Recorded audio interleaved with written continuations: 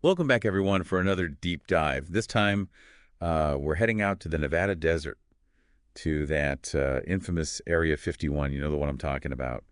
We actually got a viewer submission for this one. Someone sent in a YouTube video from the channel Third Phase of Moon. Have you heard of them? Yeah, I've come across their videos before. They definitely like to lean into the more sensational side of UFO stuff. Oh, yeah, for sure.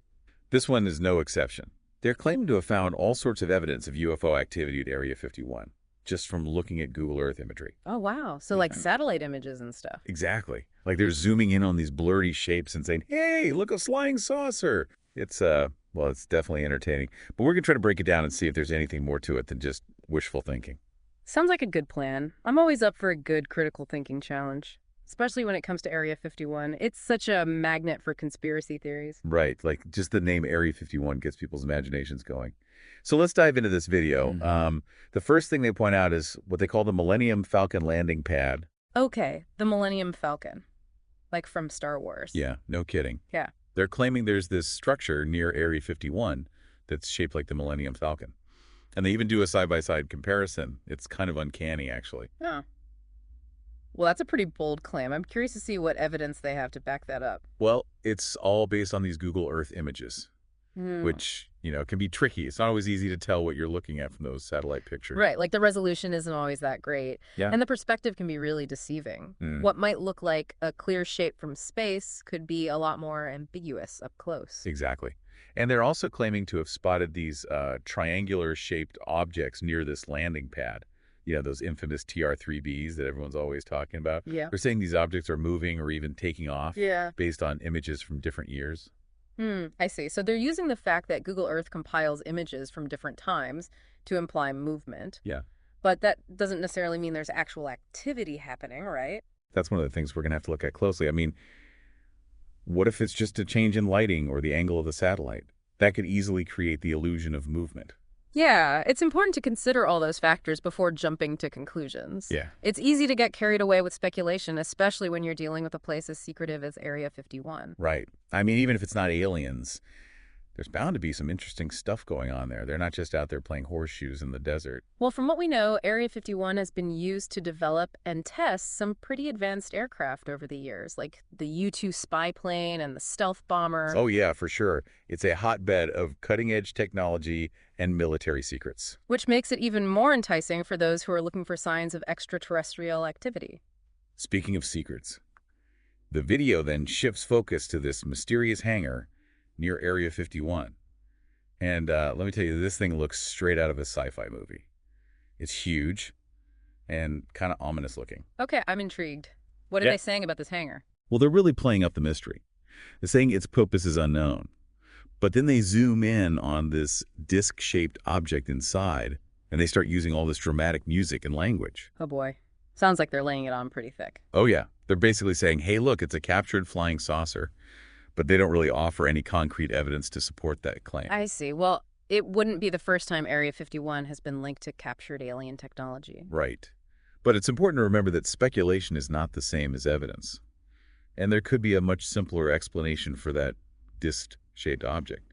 Maybe it's a prototype drone or some kind of experimental aircraft technology. Yeah, we have to consider all the possibilities. Absolutely. Okay, so we've got the Millennium Falcon landing pad, the mysterious hangar, and now the video takes a bit of a turn. They start talking about the government's official stance on UFOs in Area 51, which adds a whole other layer to this discussion. Oh, that's interesting. How do they approach that?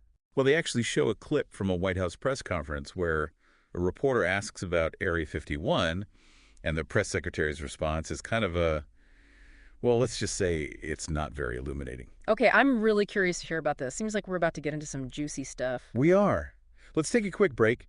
And when we come back, we'll dive into that press conference and see what we can make of the government's response to all this UFO talk. Sounds good. I'm ready to dissect some official statements. Me too. We'll be right back after this. Okay, so we're back. And we're about to get into this White House press conference clip that they include in the video. Yeah, I'm really interested to see how they handle this whole Area 51 UFO thing at the official level. Well, let me just play the clip, and you can see for yourself. Okay, sounds good. Let's hear it. All right, so here's the reporter asking the press secretary about Area 51. Yeah. He's trying to be all serious, like he's expecting some kind of disclosure. And the press secretary's response is basically a joke. Like he just brushes it off with a laugh. Wow. It's like they're not even taking the question seriously. Exactly. And the video creators really highlight that. Like Yeah. they're saying, see, the government is just hiding the truth from us. I mean, it's not exactly reassuring, is it? That kind of response just fuels more speculation and conspiracy theories. Right. But at the same time, don't you think there has to be some level of secrecy when it comes to national security?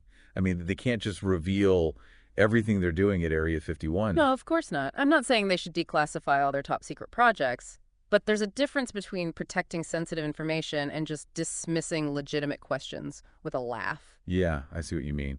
It's about finding that balance between transparency and secrecy, which is probably easier said than done. Definitely. Yeah. Especially when it comes to a place like Area 51. It's shrouded in so much mystery and intrigue that it's hard to separate fact from fiction. The video also brings up President Eisenhower and how he was supposedly so concerned about what was going on at Area 51 that he almost sent the army to raid the place. Oh, yeah. I've heard that story before. It's pretty wild. But it's also important to remember that these kind of historical anecdotes can get distorted over time. Right, like we might not have the full context, or there might be a simpler explanation that doesn't involve aliens or government cover-ups. Exactly. We have to be careful about taking everything at face value, especially when it comes to secondhand accounts and rumors. So how do we approach this whole UFO thing with a healthy balance of skepticism and curiosity?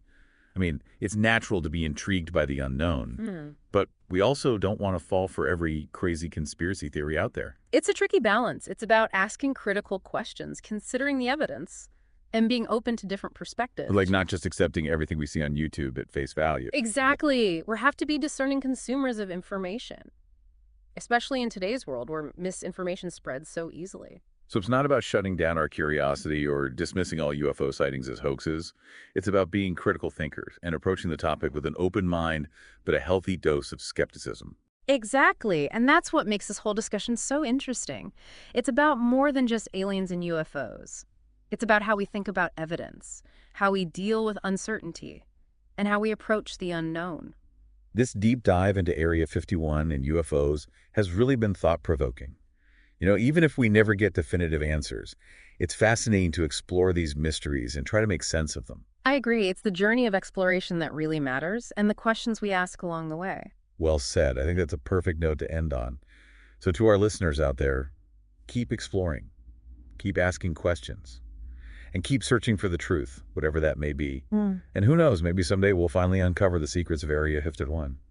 But even if we don't, the journey itself is worth it. Absolutely. That's the beauty of it all. Okay, so after all that, where do we even begin to unpack all this Area 51 stuff? Well, I think even if we don't come away with hard proof of aliens, we can still learn a lot from this whole discussion. Yeah, like what? Well, for one thing, it shows just how powerful the idea of Area 51 is. You know, it's become this symbol of government secrecy and the possibility of extraterrestrial contact. Right, like it represents everything we don't know. All those unanswered questions about what's really going on out there. Exactly. And that sense of mystery is what makes it so captivating. It fuels our curiosity and our imagination. It definitely makes you wonder what they're hiding out there. Well, whether it's alien technology or just top secret aircraft development, Area 51 has a way of tapping into our deepest desires to explore the unknown. And I think that's what this whole UFO discussion boils down to. It's about our inherent curiosity about the universe and our place in it. Absolutely. We're driven by this need to understand the world around us. And when we encounter something we can't explain, like a UFO sighting or a mysterious government facility, it sparks our imagination and our desire to find answers. But it's also important to remember that not every mystery has a simple explanation. And sometimes the search for truth is more about the journey than the destination. I agree. Sometimes the most valuable discoveries happen along the way. As we question our assumptions, challenge our beliefs, and open ourselves up to new possibilities. So what do you think? Is there any hope of ever getting to the bottom of the Area 51 mystery? Well, I think it's important to approach this topic with a healthy balance of curiosity and skepticism. We should be open to the possibility of the extraordinary, but we also need to be critical of the evidence and the claims being made. So basically, don't just believe everything you see on YouTube. Exactly. Do your own research, consider different perspectives, and don't be afraid to ask questions. Well said. I think it's a great takeaway for our listeners. Keep exploring, keep questioning, and keep that sense of wonder alive, Because who knows what mysteries are still out there waiting to be discovered. That's the spirit. And even if we never find all the answers, the journey itself is worth it. I couldn't agree more. Yeah. Well, folks, that's a wrap on our deep dive into the world of Area 51 and UFOs. Thanks for joining us, and as always, keep looking up